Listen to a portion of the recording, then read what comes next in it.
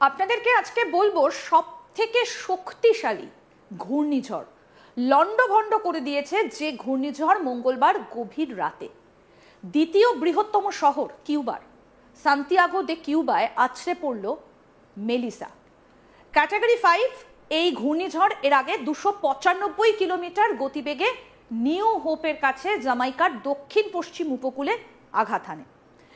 তার গতিবেগ কত এবং তার কি কি ক্ষয়ক্ষতি হয়েছে আমরা অনেকটাই জানি, যে প্রচুর বাড়ির ক্ষতি হয়েছে, বিদ্যুতের লাইন ভেঙে গিয়েছে, বেশ কয়েকটা উপকূলীয় শহরের বাড়িঘর রীতিমতো প্লাবিত হয়ে গিয়েছে। আসুন আপনাদেরকে দেখাই যে কোন পথে এগিয়েছে এই ঘূর্ণিঝড় মেলিসা এবং এখনো পর্যন্ত তার গতিবেগ কি রয়েছে। আসুন আমরা স্যাটেলাইট ইমেজে কি তথ্য পাওয়া গেছে আপনাদেরকে দেখাই। আমরা প্রথমে যাই 24শে অক্টোবর, যেদিন প্রথম ঘূর্ণিঝড়টা শুরু হয়েছিল। 21শে অক্টোবর এই ঘূর্ণিঝড়টা দানা বেঁধেছিল। তখন এটা একটা ঘূর্ণিঝড়ে ছিল, সাইক্লোন। তার গতিবেগ ছিল ঘন্টায় 75 কিলোমিটার, কিন্তু তারপর সেটা আস্তে আস্তে এগোতে শুরু করে।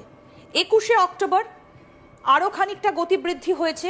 এইভাবে আস্তে আস্তে তার গতি বাড়তে থাকে এবং সে এগোতে থাকে। 22শে অক্টোবর দেখা যায় সে একই গতিতে এগোচ্ছে। তারপরে যেটা দেখা যায় যে ঘূর্ণিঝড়টা এগোতে এগোতে হঠাৎই সে সাইক্লোন থেকে ক্যাটাগরি 1 ঘূর্ণিঝড় পর্যায়ে পৌঁছে যায়। কবে পৌঁছয় না 25 তারিখ। এই দেখুন 25শে অক্টোবর 23:30 তার গতিবেগ বাড়তে থাকে এবং ক্যাটাগরি 1 ঘূর্ণিঝড় হ্যারিকেন অর্থাৎ ঘূর্ণিঝড় সেখানে পৌঁছে যায়। তারপর 26 তারিখ সে আরও গতি বাড়ায় এবং গতি বাড়িয়ে সে জামাইকার দিকে এগোতে থাকে। 26 তারিখ 220 তার গতিবেগ হয় 220 কিলোমিটার প্রতি ঘন্টায় এবং সে আস্তে আস্তে আরও এগোতে থাকে জামাইকার দিকে। ইতিমধ্যে আমরা জানি যে তছনছ হয়ে গিয়েছে জামাইকার বিভিন্ন জায়গা। 5 লক্ষেরও বেশি মানুষ বিদ্যুৎহীন। মার্কিন ন্যাশনাল হ্যারিকেন সেন্টার জানিয়েছে যে মেলিসা জামাইকার পাহাড় অতিক্রম করে উত্তর পূর্ব দিকে অগ্রসর হওয়ার পরে কিছুটা দুর্বল হয়েছে, কিন্তু দেখুন 27 তারিখ আরও গতিবৃদ্ধি পেয়েছে 230 এবং তারপর আমরা দেখি যে 28 তারিখ তার গতি আরও বেড়ে যায় 280 কিলোমিটার প্রতি ঘন্টায় এবং তখন ক্যাটাগরি 5 অর্থাৎ ক্যাটাগরি 1 থেকে 2, 3, 4, 5 কতটা বিধ্বংসী হয়ে যায়। 28শে অক্টোবর জামাইকাকে কার্যত লন্ডভন্ড করে দিয়েছে এবং যেহেতু এই সবগুলোই দ্বীপপুঞ্জ এক একটা, সেই কারণে সমুদ্র থেকে প্রচুর পরিমাণে সে জলীয় বাষ্প সংগ্রহ করেছে এবং তার বেগ ক্রমাগত বেড়েছে। আপনাদেরকে জানাই যে কার্যত লন্ডভন্ড হয়ে গিয়েছে জামাইকার বিভিন্ন জায়গা, তছনছ হয়ে গিয়েছে, বিদ্যুতের খুঁটি উপড়ে গিয়েছে এবং প্রচুর মানুষের প্রচুর ক্ষয়ক্ষতি হয়েছে।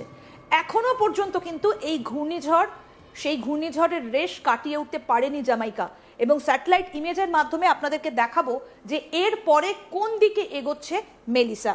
আপনাদেরকে দেখাই সর্বোচ্চ গতিবেগ 28 তারিখ 295 কিলোমিটার, 19:30 থেকে 20:30 অর্থাৎ 1 ঘন্টা সে তছনছ করে দিয়েছে পুরো জামাইকাকে।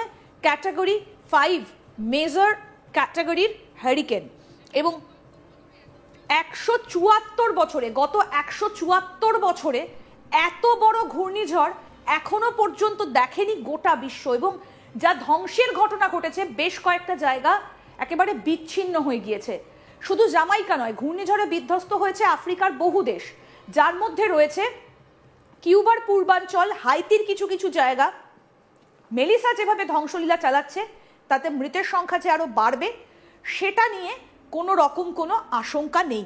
এবার আপনাদেরকে দেখাই যে কোন দিকে যাচ্ছে। আপনাদেরকে দেখাই 30 তারিখ অর্থাৎ আজকে সে কোন জায়গায় রয়েছে। এখনো পর্যন্ত কিন্তু সে ক্যাটাগরি 1 অর্থাৎ 29 তারিখ সে আবার গতি কিছুটা কমিয়েছে। সান্তিয়াগো দে কিউবাতে ছিল, আপনাদেরকে বললাম যে শুধুমাত্র জামাইকা নয়, কিউবারও কিছু কিছু জায়গা, সান্তিয়াগো দে কিউবা, সেখানকারও কিছু কিছু জায়গাতে সে রীতিমতো তাণ্ডব লীলা চালিয়েছে। গতকাল 29 তারিখ, আপনারা নিশ্চয়ই বুঝতে পারছেন যে 29 তারিখ 185 কিলোমিটার প্রতি ঘন্টায় এই ক্যাটাগরি 3 এই যে ঘূর্ণিঝড়, সেই ঘূর্ণিঝড় তার শক্তি বাড়িয়েছে এবং তছনছ করেছে। তবে কিছুটা এবারে তার গতি কিছুটা কমেছে 29 তারিখ। তারপরে দেখুন 30 তারিখ, অর্থাৎ আজকে থেকে তার পরিস্থিতি কিছুটা শান্ত হয়েছে, ক্যাটাগরি 1 পর্যায়ে আবার নেমে এসেছে, মানে তাণ্ডব লীলা চালিয়েছে এবং কিছুটা দুর্বল হয়েছে। যেটা আপনাদেরকে বললাম, জামাইকায় ঝড়ের দাপটে উপড়ে গিয়েছে প্রচুর গাছ, বিদ্যুতের খুঁটি, বিদ্যুৎ সংযোগ বিচ্ছিন্ন হয়ে গিয়েছে, কিন্তু এখনো 150 কিলোমিটার প্রতি ঘন্টা গতিতে সে এগিয়ে চলেছে। এবং এখনো পর্যন্ত যা আপডেট, আরও বেশ কিছুটা সময় সেই তাণ্ডব চালাবে জানা যাচ্ছে। এবং ফোরকাস্টে রয়েছে, এই যে দেখুন 31 তারিখ অর্থাৎ আগামী কালও সে ক্যাটাগরি 1 বা ক্যাটাগরি 2 এই পর্যায়ে কিন্তু থাকবে তার গতি, এবং একই সঙ্গে 31 তারিখও ক্যাটাগরি 2 পর্যায়ে থাকবে এবং আস্তে আস্তে তারপরে তার গতিবেগ আরও কিছুটা কমবে। এখনো পর্যন্ত কিন্তু সেটাই বোঝা যাচ্ছে। অর্থাৎ এই যে সর্বোচ্চ গতি, 174 বছরে এত বড় ঝড় দেখেনি গোটা বিশ্বের মানুষ। জামাইকায় ঝড়ের দাপটে উপড়ে গিয়েছে প্রচুর গাছ, এর ফলে বিদ্যুৎ সংযোগ বিচ্ছিন্ন হয়েছে বেশিরভাগ এলাকায়, অন্ধকারে রয়েছেন 2 লাখ মানুষ। তবে হাসপাতালে এখনো বিদ্যুৎ রয়েছে। আসুন, এই যে আপনাদেরকে আমরা দেখাচ্ছিলাম যে এত বড় ঘূর্ণিঝড় 295 কিলোমিটার গতিবেগে জামাইকাতে সে আঘাত করেছে, কি অবস্থা হয়েছে জামাইকার আসুন একটু দেখাই। এই যে দেখুন জামাইকার ছবি আপনাদেরকে আমরা দেখাচ্ছি, রীতিমতো জলে ডুবে গিয়েছে বিভিন্ন জায়গা। এই যে বিদ্যুতের খুঁটি উপড়ে গিয়েছে, জনসংযোগ বিচ্ছিন্ন হয়ে গিয়েছে এবং পরের পর গাড়ি লাইন দিয়ে দাঁড়িয়ে রয়েছে। অন্ধকারে রয়েছেন 2 লক্ষ মানুষ, হাসপাতালে এখনো বিদ্যুৎ রয়েছে, অনেকগুলো জায়গাতে আবার ফিরে এসেছে, অধিকাংশ রাস্তা বন্ধ, উপকূলবর্তী অঞ্চলে বাড়ি, দোকানপাট সমস্ত ভেঙে পড়েছে, চুরমার হয়ে গিয়েছে। আপনাদেরকে যে ছবিগুলো দেখাচ্ছি জামাইকার, এটা কিন্তু বসতি অঞ্চল, কিন্তু সমস্ত কিছু ভেঙে একেবারে চুরমার হয়ে গিয়েছে। আগে থেকে স্থানীয়দের নিরাপদ এলাকায় সরানোর জন্য বড় বিপদ এড়ানো গিয়েছে, এটা প্রশাসন মনে করছে। তবে জামাইকায় ভয়ঙ্কর প্রাকৃতিক দুর্যোগ, সেখানে 25,000 পর্যটক আটকে রয়েছেন এখনো পর্যন্ত, যেটা সব থেকে বেশি চিন্তার বিষয়। আপাতত বিমান পরিষেবা বন্ধ থাকায় পর্যটকদের ঘরে ফেরার উপায় নেই। জামাইকার প্রধানমন্ত্রী অ্যান্ড্রু হালনেস বলছেন যে সরকার 33 মিলিয়ন আমেরিকান ডলারের জরুরি বাজেট বরাদ্দ করেছে এবং গত বছরের ঘূর্ণিঝড় বেরিলের মতো ক্ষয়ক্ষতির জন্য বীমা এবং ঋণ ব্যবস্থা সক্রিয় করেছে।